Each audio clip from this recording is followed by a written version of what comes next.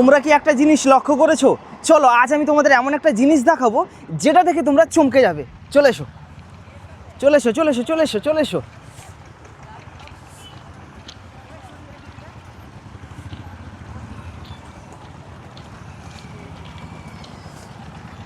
চলে এসো চলে এসো চলে এসো চলে এসো।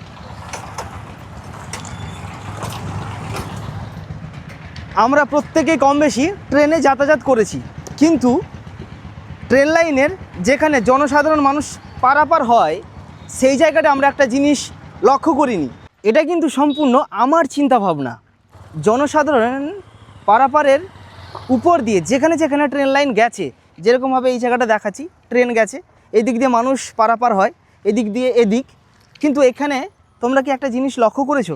দেখো একটু এদিকে, একটু একটু দেখাও ওদিকে, আর ওদিকে একটু দেখাও।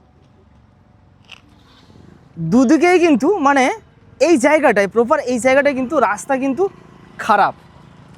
এটা কি জেনে বুঝে করা হয় যাতে মানুষ স্পিডে না যেতে পারে কিংবা অ্যাক্সিডেন্ট থেকে এটাকে বাঁচানো যায়, এই ভেবে কি খারাপ করা হয়? আমি যেখানে যেখানে গেছি সেখানে সেখানে কিন্তু আমি এইভাবে দেখেছি। বাট আমার এই যে ভাবনাটা ভুলও হতে পারে, যে না হয়তো হতে পারে আমি যেখানে যেখানে গেছি সেখানে সেখানে এইভাবে রাস্তাটা খারাপ, বাকি সব জায়গায় ঠিক। তো সেই কারণে ভিডিওটা করা যে সত্যি সত্যি কি জেনে বুঝে এইভাবে রাস্তাটা খারাপ রাখা হয়, নাকি এর পিছনে আলাদা কোনো কারণ রয়েছে।